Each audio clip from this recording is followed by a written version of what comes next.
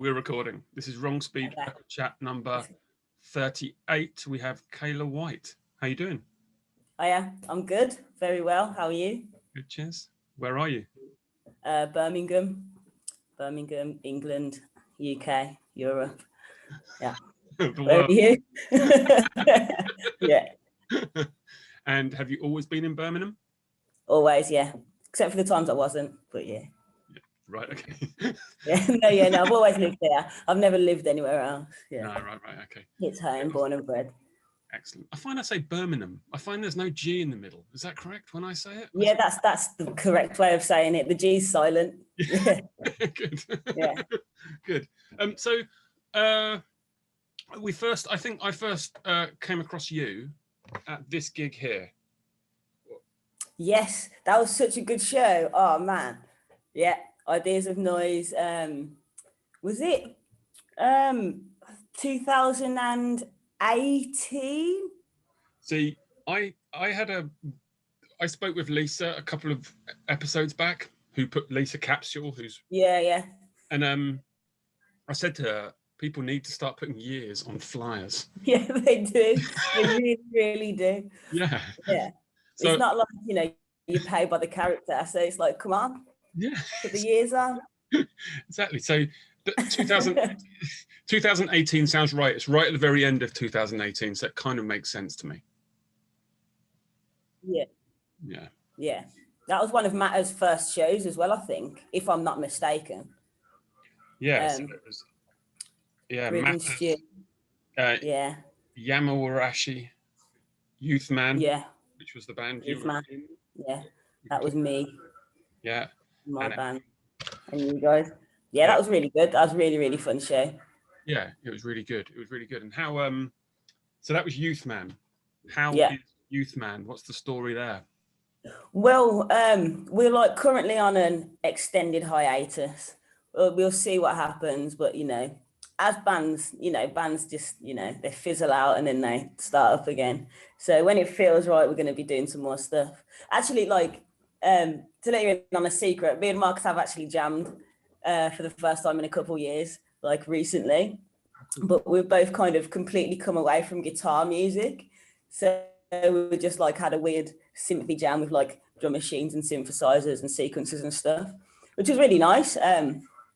So we'll see. We're just going to start having fun with it again.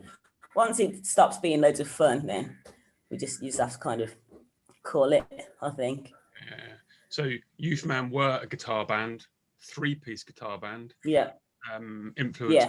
Yeah. And where would you say you were coming from with that band?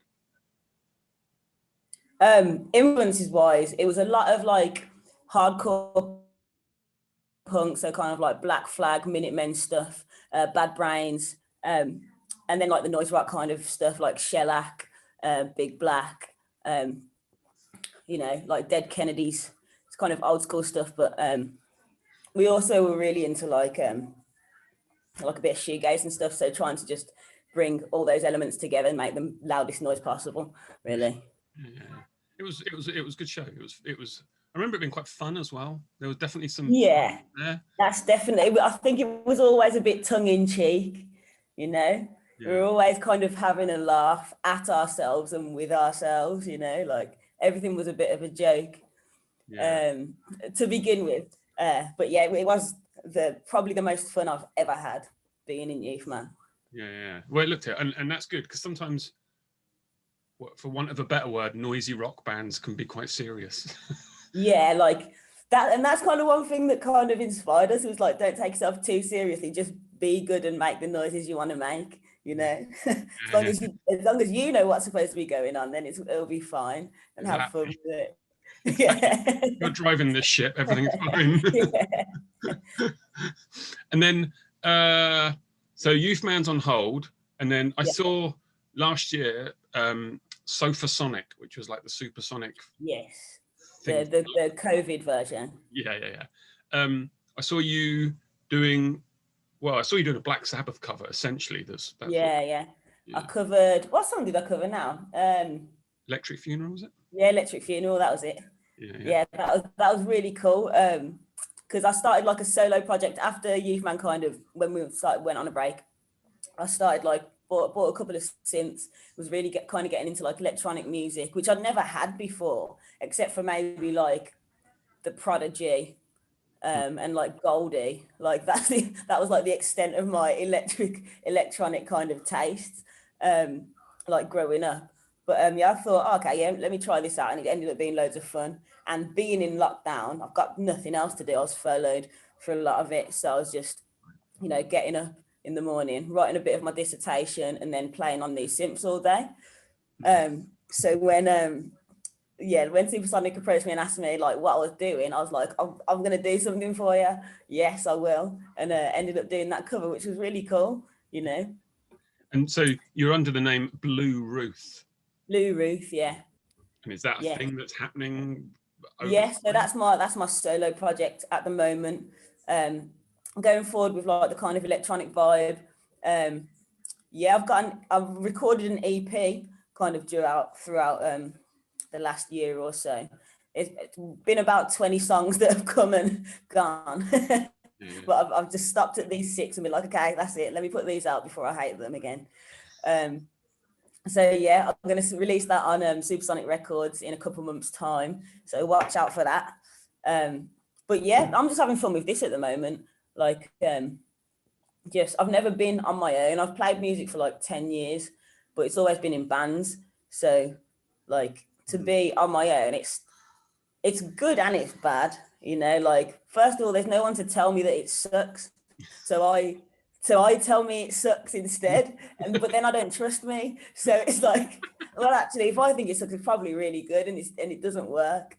I admire people. Other people. Yeah, I admire people who are sort of solo artists, because I wouldn't know when to stop with the particular song, let alone whether it sucks or not. Like, yeah, it's just it can be. It's really kind of. I don't know. It feels like it's a bit like musical masturbation. You're just like, oh, I'm so amazing. Look at me on my own doing the music. Oh yeah, it's great. And it's like it gets a bit embarrassing, but then you got to be like, no, it's just music. But yeah, it's complicated. You've got a complicated relationship with solo music. Yeah. And but that makes me want to do it more. Makes me want to push it, see where it goes. Yeah, well, because what I heard, like the one song that was there, like you were covering Black Sabbath, but it took a little while to twig that it was that. Like there's the sort of the bass line is kind of there or whatever, but it's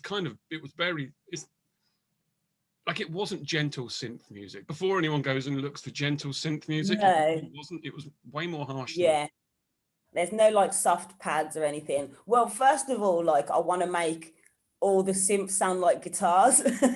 Like I want the synths to sound like guitars going through distortion and harmonic percolators. So I've got my synths and I stack them with I put about 6 gains after it and then play it, so it just sounds horrible. It's like I want it to be abrasive. Yeah, it was pretty gnarly, but you can certainly there was melody still in there, and I think that's good, important for me. Something to hook onto. Yeah, not just white noise. And actually, looking at where you're sitting now, it looked like you recorded it right there. I did, yeah. It was here. I was just here. The picture in the background there was the picture that's behind you in the thing. Yeah. That's it. This is the dining room where it all happens. The theatre of dreams. Yeah. So, how is it it must be kind of beautiful being in Birmingham with the Capsule Supersonic crew there doing what they're doing, right? It's amazing. Because they've all since a couple years into Youth Man, when we first played for them, they've always been like, oh, you guys are wicked, and always put us on. So it's always just being able to nip down to all these amazing shows that I probably wouldn't even come to Birmingham if it wasn't for Supersonic. It's been rescheduled now, but I'm supposed to be going to see next week. And I'm like, would they even have come to Birmingham if they weren't playing for, Supersonic? And the Body came last year, and just everyone that plays at the festival, it's like it's on the doorstep. And then if I'm playing, it's like, well, get in for free as well. So it's like, it's the best part of the year, really. Yeah. I love Supersonic. The times I've been, I've had a whale of a time. And I think what I really like about it is, well, apart from all the music's great, but Lisa and whoever else is running it, I always think it's just Lisa now, but I know there's more people. So it's unfair of me to say that. And a few people, Rosie.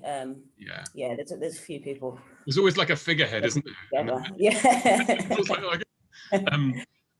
But they do support local things as well, like everything. Yeah, that's important. They really do. Yeah. And there's one other band I've got written here. And the footage I saw was 2015, but then I read an interview somewhere with you recently where it almost implied that it was still going, and it's the band Pretty Grim. Oh yeah, Pretty Grim. So me, I don't know if you know Anna Palmer. She's in a band called Dorcha. Right.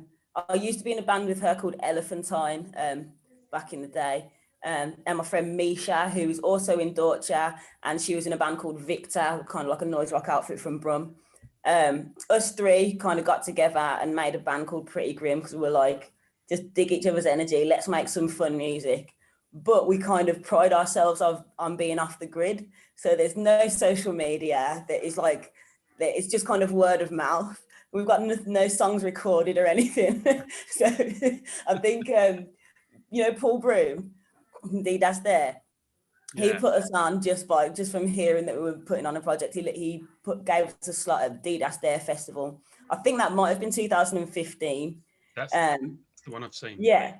And then we didn't play another show, and we didn't rehearse again for another year till the next That's There festival when he asked us to play again. But in the last 2 years, we've been just messing about and just playing and writing. We did a residency in Manchester for a promotion company called Fat Out. Well, it was supposed to be Fat Out Festival, but obviously with COVID, couldn't do that. So we went up to Islington Mill in Manchester for a week, set up all our instruments, wrote an hour-long set, and then performed it in this big warehouse venue they've got there. And Impa TV filmed it, and that was streamed live out. So that was really cool. And we've got a couple of gigs lined up for the end of the year. So maybe we'll get a Facebook or an Instagram or something recorded too. But for now, we're just happy being elusive. No, that's cool. There's I love the Islington Mill. So good, isn't it? Yeah. Just such a cool vibe, man. Yeah. So you said you did a residency there? Yeah. So Fat Out and Outlanders, they were two different organisations, commissioned us to write a show for the festival. So we did a residency where we just were there for a week. But obviously, because of COVID, it didn't work out the exact way we were supposed to. We were supposed to do matinees and evening shows and stuff, but there were no shows going on because this was, I think it was late October, maybe November, last 2020. So, we just about managed to get up there to, in our bubble, right, to do the thing. So, but yeah, it was wicked, really good. We're heading back up there on the first weekend of June to actually do the proper live show. Awesome. So with an audience, people, COVID permitting. Yeah. We'll get that done. But yeah. But it's funny though, because we went up to that residency as a guitar band, guitar, bass, drums. And by the time the show came, we were all playing synths. So it's the same thing happened again. I don't know if it's me, but anything I go into at the moment, I'm just shoving synths in there and drum machines, being we could have a drum kit, or I could press this button. Yeah. So I think maybe I'm a bit obsessed at the moment. No, that's cool. Synths are cool. Yeah. They are. They sound good. They always sound good as well. They do. Yeah. You don't have to do much. They play themselves. Yeah, exactly. I was going to say within 1 minute of playing it, you sound awesome. Yeah. Yeah, and that's quite inspiring in its own way, isn't it? Yeah. And so one final thing, and Lisa mentioned this to me, not being from Birmingham, I don't know about nightlife there or anything else, but she says you're involved in putting on nights there. Yes, I'm in an arts collective called Queef. Right. That is run by the same people that are in Pretty Grim. So it's me, Anna, and Misha. It kind of was Misha's brainchild, and we've come on board in the last year to kind of put on like LGBT nights where we kind of champion electronic and experimental music, but for like artists that identify as LGBT and mostly people of color as well. Just because we've kind of been going to gigs for 10 plus years in the city, and every time I want to go see some weirdo music, we're like the only black ones in the room, or the only gay ones in the room, and it's like it can get a bit tiring and a bit like, oh, I don't really feel represented, but there's definitely people like me around. So the first night was last February was the first event, and that went really well. Like we kind of tuned in, like tapped into that demographic that we were looking for. Which is really nice to see. So now that things are getting up and running again, we're hoping to put on another night in July, and another one later on in the year, just like, we're going to try and hook up with some people that we worked with in Islington Mill in Manchester, try and get some communities connected. I was going to say, that's the way. Yeah. There's people dotted around, isn't there? And once everyone connects and links up, it's like, okay, there's whatever, some Derby. There's something going on in Derby, and there's something going on in Penzance, and it's like, okay, let's absolutely, yeah. Because there are other things going on, like there's Queer Noise Club in Nottingham, I think it is. There's Queer House Party, Fat Out of like put on a load of queer artists and stuff. So it's like it's a battle, and like people want it. People want to go to it. I want to go to it, so we're going to try and make it instead of trying to find it. Yeah, there you go. That's the way, isn't it? Yeah. Cool. We played a gig for Fat Out, and we got like afterwards we went back into that like the sort of the chalet behind the venue. It's not a chalet. Yes, I do. It's like I don't know. It's just the beautiful little house thing with like the glass front. Yeah. And so we went back there, and like it was all still kicking off in the venue, like as it has happened, But we'd been up for like hours and hours and hours, and we were just sitting in there just quietly sort of having a cup of tea or a beer or whatever people were drinking. And the promoters came in, and she was like, God, you lot are so boring. Get out there. What are you doing? And we're like, oh no. It's a nightmare. Yeah, like with Fat Out, it's 100% party time, like go. We've been up for hours. But yeah, God, I'm still a bit embarrassed about the whole thing now. I love that venue. Anyhow, yeah, it's cool. Yeah, so good. Yeah. So I send you a list of things for us to sort of go over. Yeah.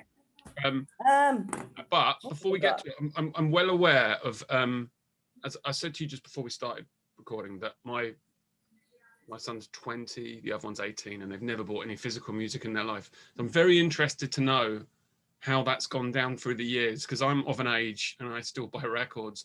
And I noticed your Youth Man Bandcamp, it's just all digital. There's like about 6 or 7 releases from sort of 2013 up to about 2017. Yeah. Various either singles or EPs. Yeah. No physical. No, well, we did do like a couple of limited physical runs, but it's just kind of like,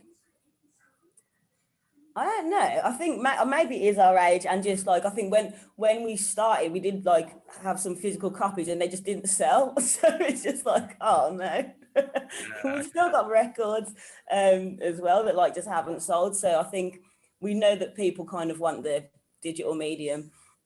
And like we'll always bring physical copies to a show, but we won't necessarily make them like fully readily available online. It's just like feel like merch is for the special. If you come and see the live show, then you deserve the merch. If not, then it's ours. Yeah, yeah. I'm just interested how it's like gone down through the generations. Like like me buying, I'm not massive on buying physical music. Like that's not necessarily how I consume music, because I often listen to music on the go, using public transport and walking and stuff. That's how I listen to music. So and like for me to put on a CD nowadays, it's a little bit rare, or put on a record even rarer. You know, but yeah, I do like still have CDs from when I was younger, you know, before the iPod or whatever. Yeah. It's if when I speak to people around my sort of age, like the being on the move thing was key when you was young, because you were walking around town, or you were just going to meet a friend on the corner and just stand outside all day long, which is pretty much what we did when we were young. And but you'd have like headphones, so you'd buy cassettes. Yeah. Well, I had a Walkman when I was probably about 10. Had a Walkman, so like, you know, you choose your CD for the day. Yeah. And then I'd go like ride my bike, and I'd be riding my bike and it'd be skipping, like, because obviously you can't do that. But that was better than nothing. And that one album would suffice for the whole day, and it'd come back and it'd be scratched and I'd be sad, but you know, it was worth it. Yeah. And now I find myself skipping through 5-6 albums a day if I'm on the go, you know, which is like, you can scroll on your thingy-bob there. Yeah. And it's just, you know, sometimes just get option paralysis, because I'm like, I don't know what I want to listen to. But when I was younger, it's like, I've got these 3 CDs, like that's it, you know. It's important that is something that comes up regularly, and it's how people you get absolutely obsessed with one album when you're sort of a certain age, 12 or 13, and then when you get older, that album is still like embedded in your soul, even if you wouldn't think about buying that record now. For sure. Well, that probably leads me to like one of the records I've got here. Well, it's a CD. It's In Search Of by NERD. I put this down as my first favorite record, my first favorite album. And I stole it from my big brother's room, like when I was probably about 10. Like, I think it came out, when did this come out? 2002. So I would have been 9 when it came out. So around that age, I like stole that, and I used to have this little, you know, those little stereos that were about this big and had handles on them. Oh yeah. I used to have one of those in my room, so I'd like put a CD on, but if it was my brother's, which I often stole, I'd like play it really quietly and put my ear to it so that no one knew that I was listening to like parental advisory music. And I've just got these memories of me like laying like belly down on the floor with my ear to the right side of the stereo, just listening to whole albums just like that, maybe playing on like, you know, a Game Boy or a Game Gear or something. But yeah, that's this album was, I'll still listen to it like today, probably once every 2 months I'll come back to it. I think I've listened to it thousands of times. Yeah, that's awesome. So you get a little flashback, you hunkered over the little stereo-y thing. Like, so yeah, NERD. Like, I'm not a massive fan of Pharrell's later stuff, like the stuff that he's been doing over the last decade or so, but they're one of my favorite bands, I think. Right. Yeah. NERD. And I really loved the kind of, because I listened to a lot of nu metal when I was a kid as well, just like Limp Bizkit and Korn and stuff.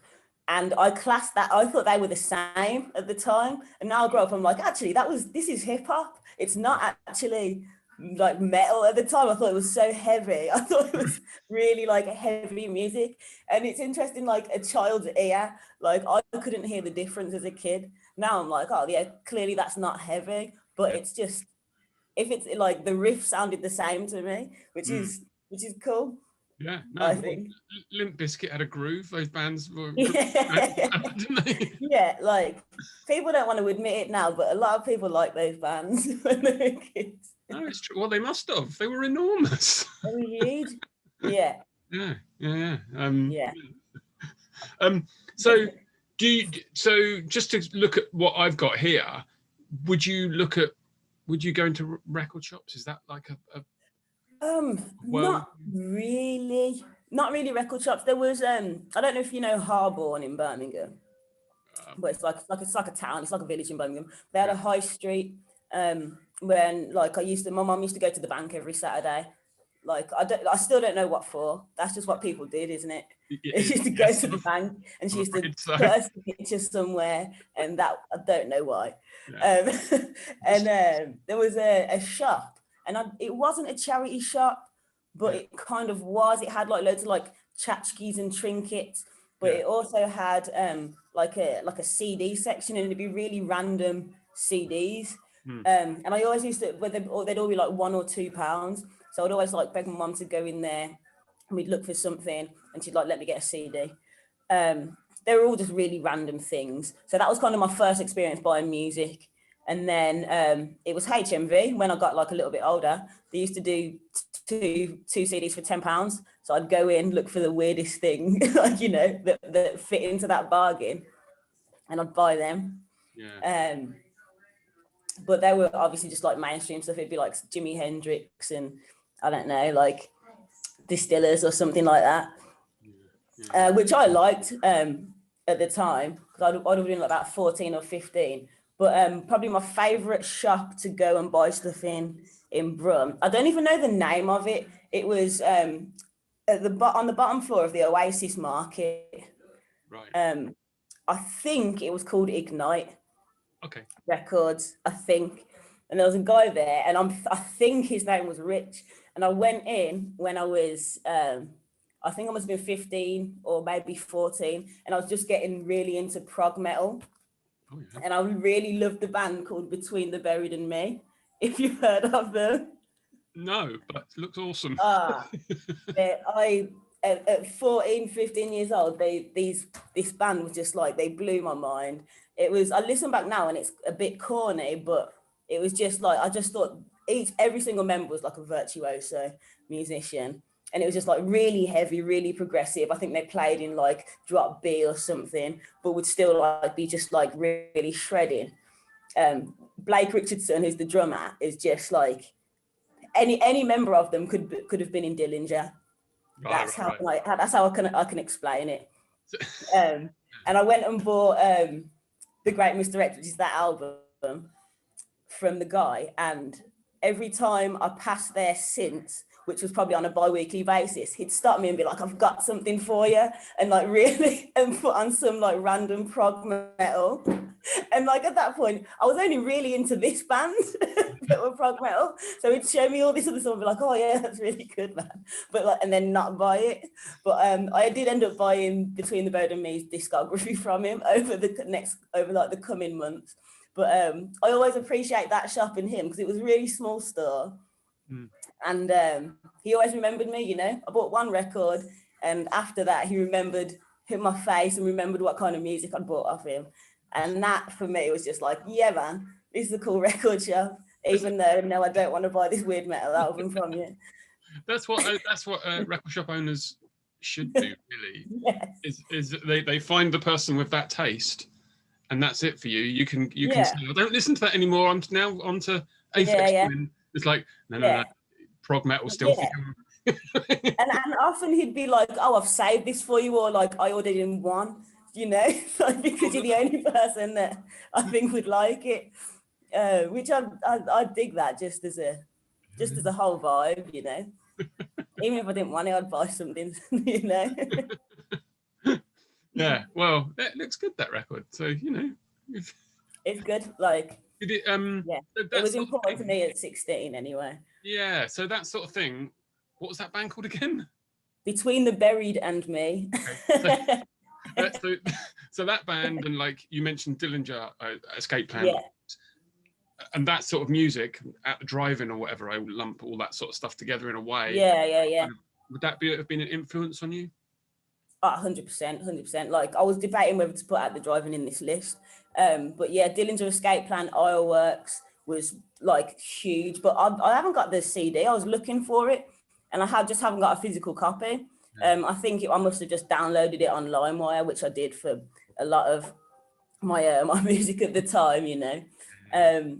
So yeah, Dillinger, Escape Plan were huge. They were a massive influence on me. I went to see them in, maybe it was 2012 maybe, and they were playing at the O2 Academy 2 in Birmingham, and we were outside the front, me and Adam, I think Marcus was there, so this is the original Youth Man lineup, with like a couple of other guys we went to college with, and we were like the first there in line, just waiting there in the freezing cold. Then we got right to the front, And at the first drop of the first song, I bruised my ribs all over the on the barrier because the pit just opened up and squished me, and I spent the rest of the gig just in loads of pain. But it was worth it, you know. Greg Pucciato just sweat in my eye, you know, while I'm like writhing around in agony. It was the best night of my life. Some people when they have like famous people sweat on their clothes, or whatever, will never wash the clothes again. I didn't have the foresight for that, you know. If I'd have known that was a thing, I would have definitely have done it. Got his DNA. I can remake him. Yeah. I spoke to a few episodes ago. It's not gone up yet. It's Jill Dredd, the singer of the band Brux and Maria. Okay. You know the band, and we played with them at the Wagon and Horses. I'm not familiar with them. I think I might have seen them like on a flyer, but I don't know the music. Yeah.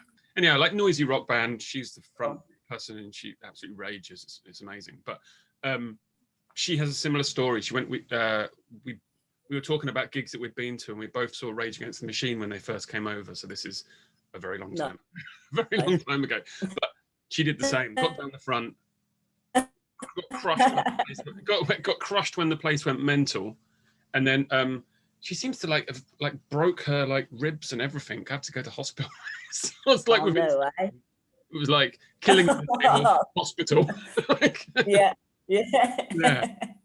She, you know, she's not very big, whatever. So she just got down the front really early and just instant regret. Yeah, that's you know, that's one of the hazards of getting down early. Well, we actually did the same with when we went to Between the Boat and Me concert. It was just me and Adam, who's the original Youth Man bassist, and we travelled up to Manchester for the show because they weren't playing in Birmingham.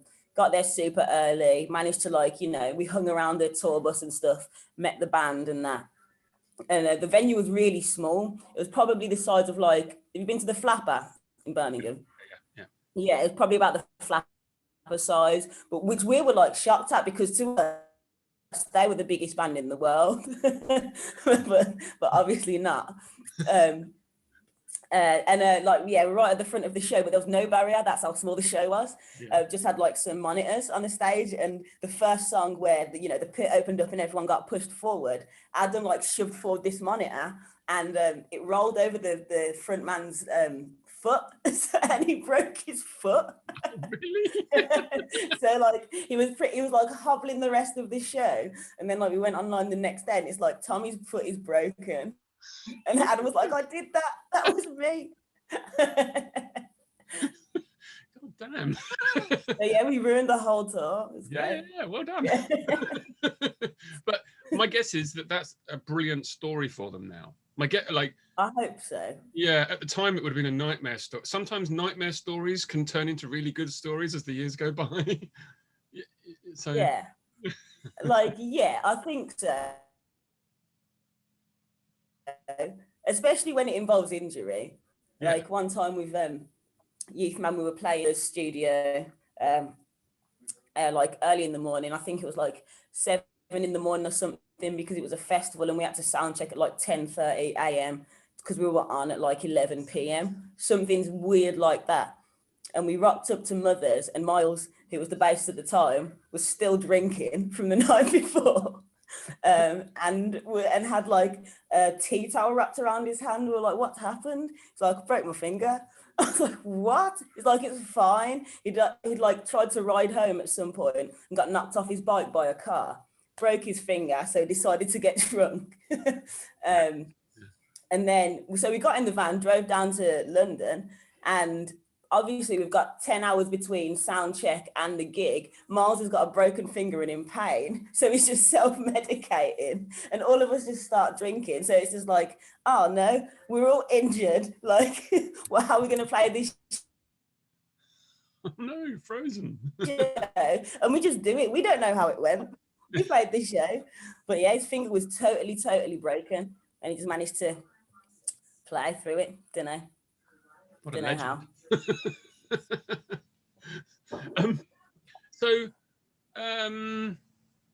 Next on my list is Record with Memories. Have you? Oh, Record with Memories. Yeah. Yes. This one, it's Nirvana, Sliver. best of the box set. Yeah. Oh, well, yeah. I don't recognise the cover at all. It's kind of like their demos and unreleased tracks and stuff. Yeah, this is like, it's just a compilation of all the found Nirvana stuff that's not on any albums. And me and Marcus are just like huge Nirvana heads.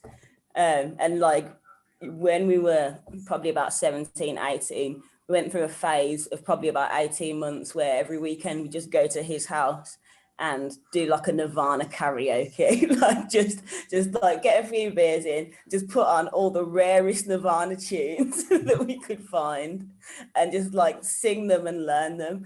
And that is probably like the happiest time of my life. Like I wasn't paying any bills. All I had, like I just started a band with my best mate, you know, all I had to worry about was, will my EMA pay for beers on the weekend, you know?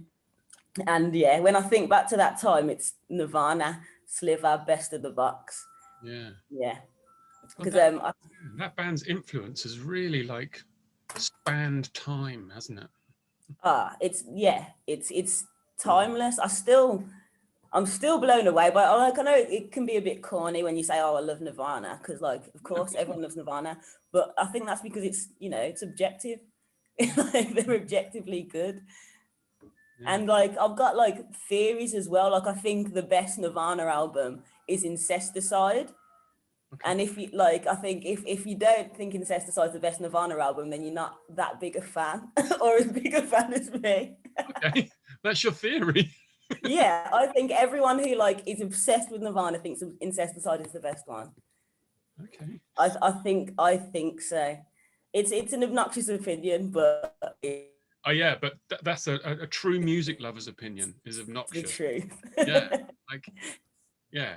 Like if you're a true music lover, you have obnoxious opinions. Yeah, I think so. Yeah. It's just about whether you admit them or not. Oh, and here you are, admitting them.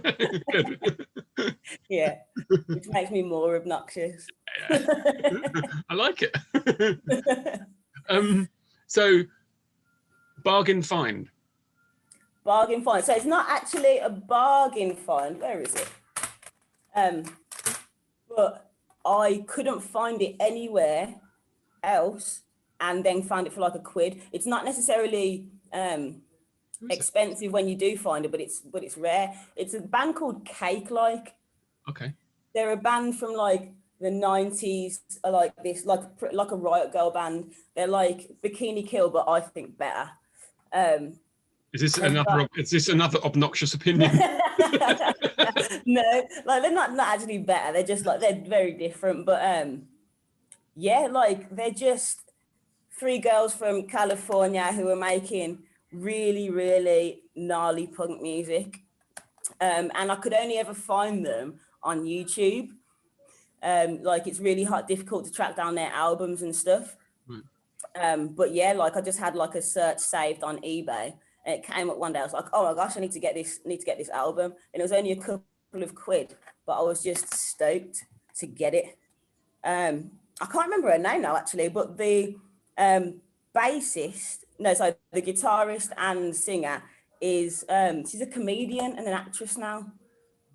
But I can't remember her name. Everyone will know her from being an actress. I'll have to search that.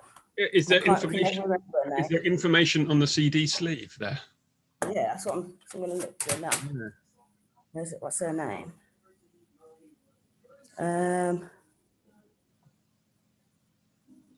Kerry Kenny. Okay. Kerry Kenny. She was in, you know, that film Wanderlust. Oh, no, that name. It's like a comedy film, like I can't remember who it's by now.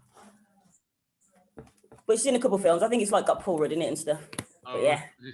Okay. There's a lot of people that come out of like, especially that sort of music, like more sort of hardcore music, go on to do all sorts. I think that maybe you can speak on it a bit, but I think that the influence you have from doing that sort of music and coming from that world can like alter what you do with everything else in your life.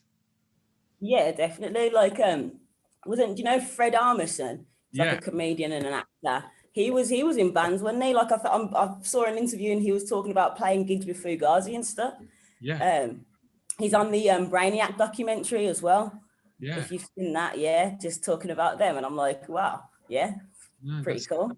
That's Showbiz. it, like, exactly, and he was in some New York hardcore band. I can't remember the name. Yeah, I can't remember their name. Yeah. And he does one of there's a sketch on SNL, which is one of my favorite ones, where it's called Punk Band Reunion. And it's like this dad who's like getting his band back together to perform at his daughter's wedding. Obviously, it turns out that they're a hardcore punk band. So they're like at this wedding reception, kicking over tables and, you know, talking about anarchy and stuff. And it's really funny. It's one of my favorite sketches that I've seen.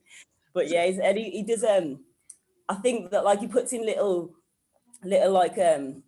nods to like hardcore. I think the wedding in it is like it's the Cadena something wedding, like referencing like Des Cadena from Black Flag and stuff like that. So yeah, he's one of those that definitely went from hardcore to showbiz. Exactly. There's people from all sorts. There's I can't. What's the name of? Oh, this is hopeless. I can't remember his name. The big Trevor Noah now does his job. You know Trevor Noah? Oh yeah, I know him. Who did he replace? Stuart. You know who I mean? That program. Jon Stewart. Yeah. Yeah. You can look up his history. There's all sorts of him being talking heads on old hardcore documentaries as well. Oh, really? In the crowd, all the gigs at all like Mahube Gardens and all this sort of stuff. Amazing. That's so sick. Yeah. It's the sort of crap I love. Yeah, it is weird though. You don't expect people that are like in the public eye to like alternative music, which is like, it's weird when you think about it, because of course everyone likes all kinds of music, but yeah, like when it comes to like hardcore and like noise rock and stuff like that, that's particularly kind of like left of center. I think if someone's, you know, reading the news, they can't possibly like like that stuff. No, I do think it influences people in the way they do things, and even if, like me, whatever, you're just a postman, it always in the back of your mind, you're like, okay, yeah, what would, you know, how would I do this? How do I do this in the correct way? Or, you know, how would Henry Rollins deliver the post? Yeah, like angrily, probably. But it's always in my mind anyhow. Yeah. My next one here is bought on tour. What sort of touring have you done? Well, I didn't have one that we bought on tour, but I got one that someone I went on tour bought me. And this is a single that Marcus bought me. It's Pretend That We're Dead by L7. And I wasn't really familiar with him at the time, but he'd been telling me about this band. He's like, you need to listen to L7, man. They're so good. I was like, yeah, whatever. And then I watched he bought me that and listened to it. I was like, this is actually really amazing. And I'd searched them online and saw they played, is it called The Word? That old kind of music show. I know exactly what you're going to say, but go on anyway. So like, I watched their Word performance and it was just start to finish carnage. Like my mind was blown. I was like, who are these people? This is amazing. Like by the end of the performance, like the bassist's got their trousers around her ankles, and it's just like she's like just got her bass covering her bits, like her butt's all over the place. I was like, this is the best thing I've ever seen. Yeah. Like, that year they played Reading Festival. Oh yeah. Didn't one of them like? Did she piss her pants? I don't know. It's not quite. I probably should let you just look it up rather than me talking. Yeah. Okay. Yeah. It's but yeah, the antics. Kind of unbelievable, but it did happen. I just can. Yeah. I'll leave it at that. I'll look it up. I think I'm starting to remember now. I think I just repressed it a little bit, but yeah, it's coming back to me. Yeah, The Word was a big program for us. Like it was huge, wasn't it? Yeah, this is another thing. Like for us of an age, TV was really important. So like The Word was good because it had like Huggy Bear went on The Word, Stereolab went on. L7 were on The Word. All those like a lot of decent bands. Were Nirvana on The Word? They might have been. They were certainly on Top of the Pops, amongst other things. I think Nirvana were on the one. Yeah, it's very possible. But yeah, it's massive, isn't it? Yeah. Like obviously that's before my time, but I still appreciate it. And I think the production of it was just wicked. I think it just looked really, really cool. Yeah. So, but that's how, like, you know, this, I hate like sounding like an old man, but that's how music was, and it's different now, obviously. Yeah. And like, I wonder, like how you feel about that, whether you would prefer to have that world, or you're really happy to be able to discover absolutely everything in the way that it's possible now.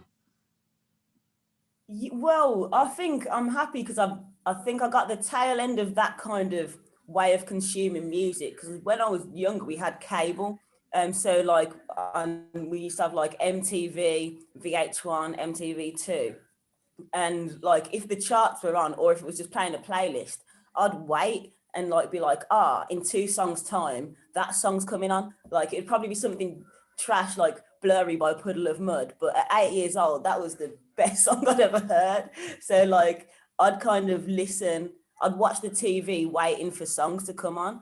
And I used to watch like Jules Holland when I was a kid as well, because I just found it interesting seeing people perform live. Like I liked music videos a lot, but I did really like seeing people play instruments. It was fascinating to me. So like whatever kind of stuff was on Jules, I was like, yeah, I just want to see it. Yeah. But yeah, like I did kind of have that kind of listening to the radio and waiting for music to come on the TV. But then at the same time, like quite quickly when I was quite young, it went digital. Yeah. It's interesting to me. Yeah, it's interesting to me because when it was just the TV, you were almost being told, okay, now you have to watch Huggy Bear play for 3 minutes. Yeah. And then like the whole country watched Huggy Bear play on TV. Yeah. But it was, that sort of stuff's big. And I just like now it's like so spread out and you can find your own way and probably get to the better music a lot quicker. Yeah, but then like I do think it's like quite saturated now as well. You kind of have to either know what you're looking for or then still be told what to listen to. If you're going to put on a playlist of songs that some that have been suggested for you, that's kind of the same as watching a TV show that you liked last week. Yeah. So you're still in the belief that a curator is important for, like, say, maybe, but it depends. Like I think it's hard to find new things without that, because even if it's like I use Spotify, so like you'll click on an artist and it'll say other listeners also listen to, and like I will dive into that, be like, oh well, someone else likes this band, so I'm gonna check out that. And that is almost, it's kind of word of mouth, it's kind of it being curated, it's kind of like an amalgamation of all these different influences. But yeah, I don't think it's outside of that. No. It's interesting to me because, like I say, my son's the same. He seems to wind his way and then come up with the most obscure death metal record ever. Yeah. It's like, have you heard of? And then it's like, yeah. Of course I haven't heard of that. Yeah. It is, yeah, you can find some like really obscure stuff quite quickly. That is like the I think that's an upside, really. Exactly. Yeah, I think there's I think it's amazing, but I wonder. So that L7 record then, were you on, have you toured? What's the, like, have you done? We toured quite a bit over the years. We started touring, I can't remember what year it was. It might have been 2014, 2013. Just like started off with quite small tours, maybe 2 weeks, kind of 8 dates over 2 weeks or something like that. And then we got an agent. We started we got signed to Primary Talent, and Ed Sellers, who was our agent, was just like a big fan. So it was just like, yeah, I'm just going to get you on. Let's tours. I'm going to get you out there on the road. So we ended up touring Europe quite a bit. Supported Let Live. Supported a German band called Adam Angst for like 2 weeks over Germany, and that was probably one of my favourite tours. Just because I love Germany. I think it's a beautiful country. and to like kind of see it in depth was wicked. But the best and probably like the most intense tour was when we went out with Trash Talk, who were they're one of our favorite bands anyway, like growing up. And we'd always said it, we'd like had it as like one of our goals, like our musical goals was playing with Trash Talk. Because I remember one time when me and Marcus were about 14, they played at the Flapper in Birmingham, but it was a 16+ show. So we had to like kind of sneak in, you know, wait around the back by the what's it called, like the dressing room entrance, and kind of like beg somebody in the crew to let us in, kind of thing. And they did, because they, you know, they're LA punks. Of course they want all the scally kids at the show. So like they were kind of like our idols. Yeah. So when we got to play on that tour with them, it was great, but it was really intense because they're nutters. So it was like, I think we played 29 shows in 32 days, just like going. And this was like a European tour. So it was like, I think it was like 14 countries or something like that. So it was just go. And like, we really kind of cut our teeth. They were like, you know, if touring's, we could play a gig at any moment. Someone could go play and we'd be able to play a perfect set. So I loved that. I loved that tour so much. And I just like practicing, like just playing all the time. That was the best bit. Yeah. That tour must have been awesome. I guess like it was so good. Yeah, it was good, but I ended it with sepsis. Yeah, I think we partied a little bit too hard. So like by the 28th day, I was kind of shaking and like, I don't think I can do it, guys. And then we got back to the UK. Marcus drove me 32 hours from Rome to Milton Keynes in one go. And I went to hospital and I had sepsis. Yeah. But it was good. It was so good. It was worth it, you know. It's the only way it could have ended. Yeah. Because it was so intense. Yeah. That sounds like something that was kind of bad, but has now turned into a good story. Absolutely, yeah. It was yeah. At the time, it was terrifying. Marcus thought I was going to die in the cab of the van, but I didn't die, so it's funny now. Yeah. Because I guess when American bands come over, they need to do a show a day and not mess about. So they don't want to. So yeah, for sure. And it was like they were just like show, but they'd also be really like kind of calm and chill about being on time. So we'd show up to the venue at like sound check time, and we'd like wait because obviously they'd have to sound check first, and then they wouldn't show up. So then an hour before the show, we'd sound check, and then half an hour before their set, they'd rock up, and they'd just throw their amps on the stage and play a blistering set. And I'm like, that's so cool. Like, it's not cool in terms of, you know, like we've been waiting, but it's cool in terms of like, you guys are badasses. You can just press on and that's it. That's yours. That's as much sound check as you need. Yeah, totally. It must help like, when you know you're going to turn up and the venue's going to be full of people that totally dig you. Yeah. Like the crowd will immediately like lift you right up and you can just immediately start ripping it up. Yeah, that's it. Yeah. That was cool. And just getting to see them play every night, like I knew their set inside out, and I love that when you like on tour with a band that you dig, you just watch their show every night and it doesn't get old. It was like that when we went out with Tiger Cub. I don't know if you know them. It's a Bristol band. Right. Really cool band. They're kind of a little bit like Queens of the Stone Age, but just like really great songwriting. And like stylistically, like the drummer's just sick. Like they're just really unique. And we went out with them for like 3 weeks, and every night, as soon as I heard them start, I was like, oh, gotta get to the stage, you know, because they're gonna play. Even though we've got 10 shows left with them, it's just exciting to see them every night. Yeah, wow, they're proper tours. It's really exciting. I'd never done one that big ever. So no, well that was the biggest one we did. But yeah, other than that, it was slightly smaller, but still pretty intense. And I loved it. I love living out of a bag eating rubbish from service stations, and you know. Yeah. When you go through Europe, the service stations change as well. Some are really classy. Yeah. Some of them are terrible, but some of them are primo. Like, we do kind of, we have like rankings of service stations, like mostly in the UK, but like our top number one service station in the UK is Beaconsfield. Oh, it's got Wetherspoons there. Oh. Yeah, I know, right?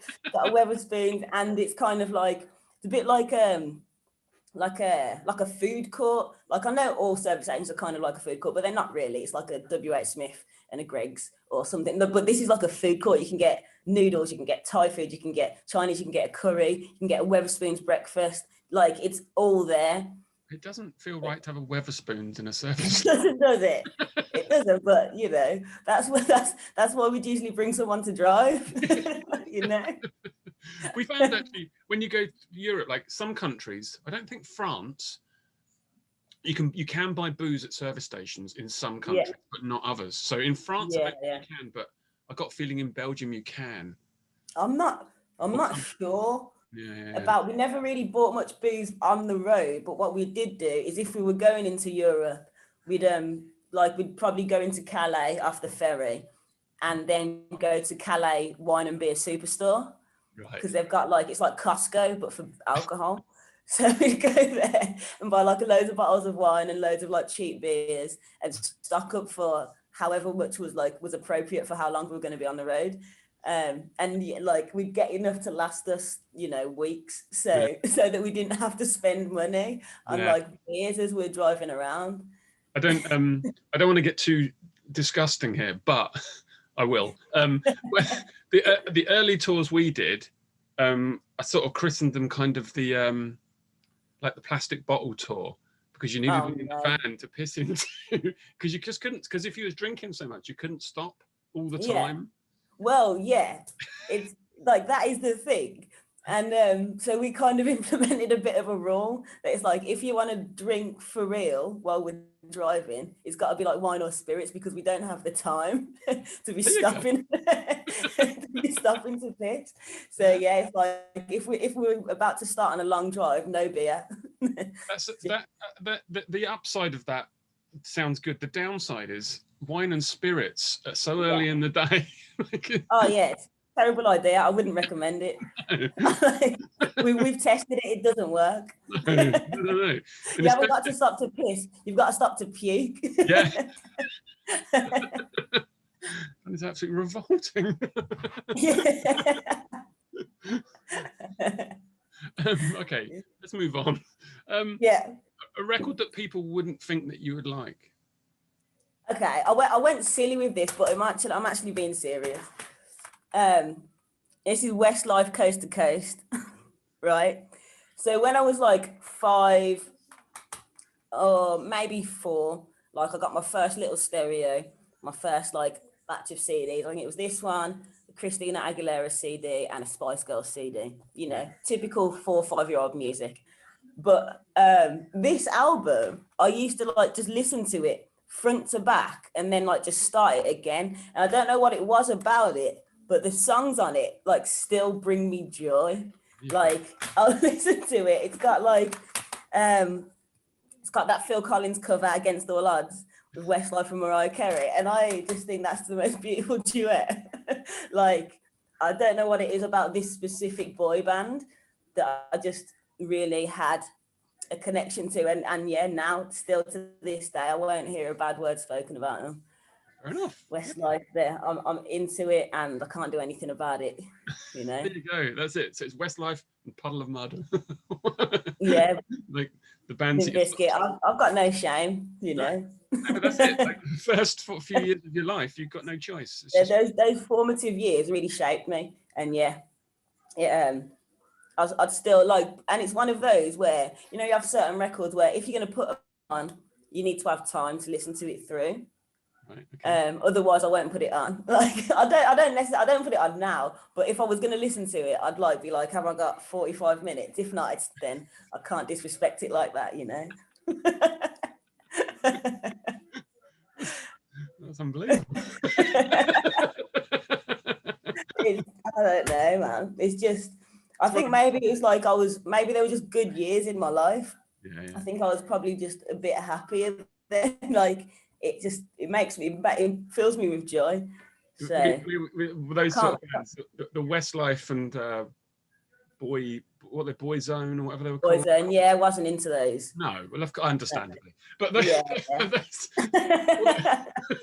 all those bands, we sort of joked that they were like, when they were doing their ballads, okay, they're all like suited up and whatnot, and they're sitting on their stools, right? And they're like all singing and looking at each other and having a whale of a time.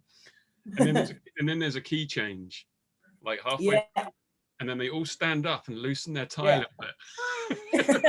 Yeah, the key change made them a bit hot.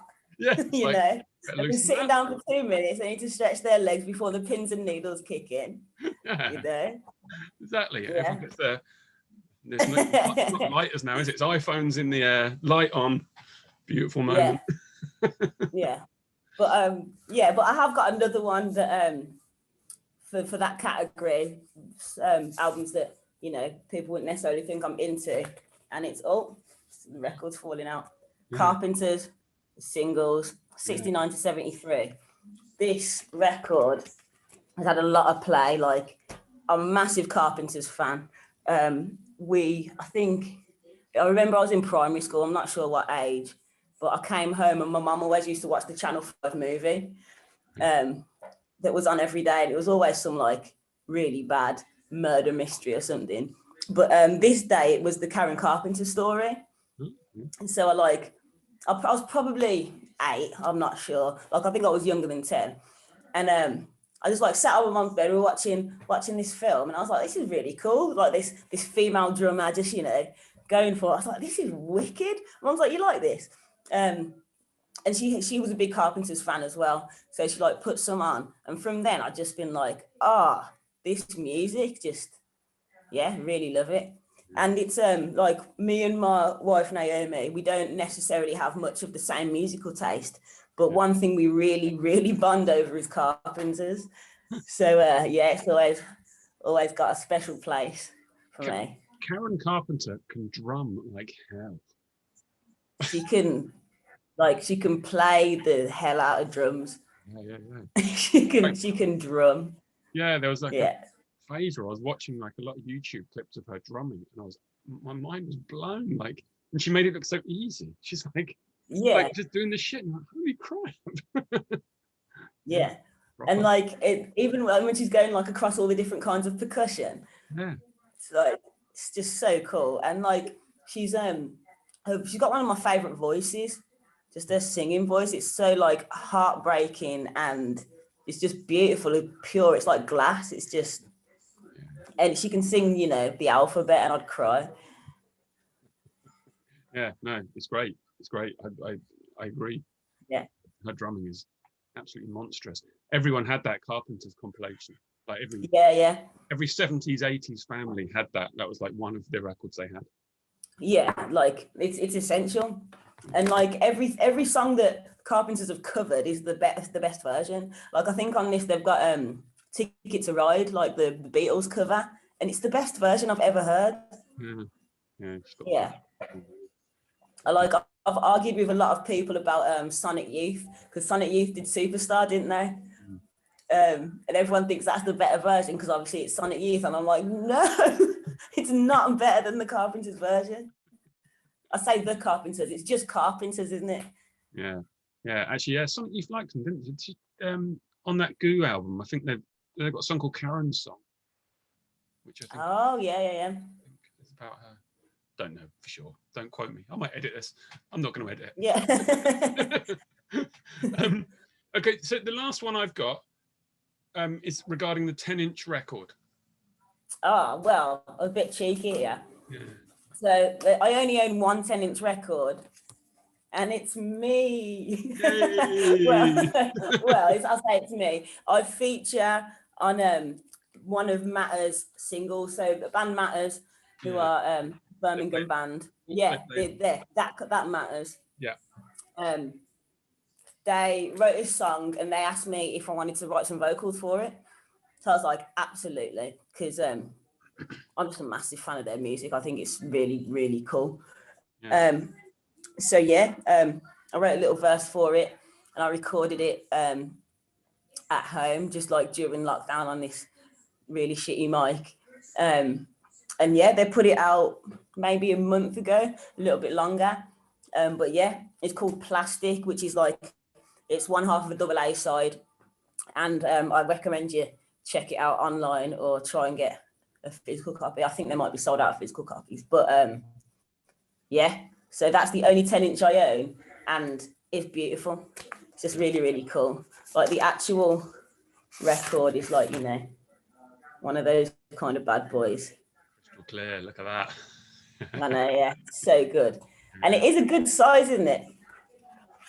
For a record? Yeah. You're into it, yeah? Yeah, so into it. Like I wanted to, when I released my solo EP from Blue Ruth, I wanted it to be on 10-inch, but it's just a little bit too long. It's like probably a minute too long on each side. So I'm doing a cassette release instead. But yeah, 10-inch. I think it's the sweet spot. Yeah. Get a really good extended single. Yeah, Like, no, it's cool. It has a mixed reaction as a format, but ultimately I like it. Yeah.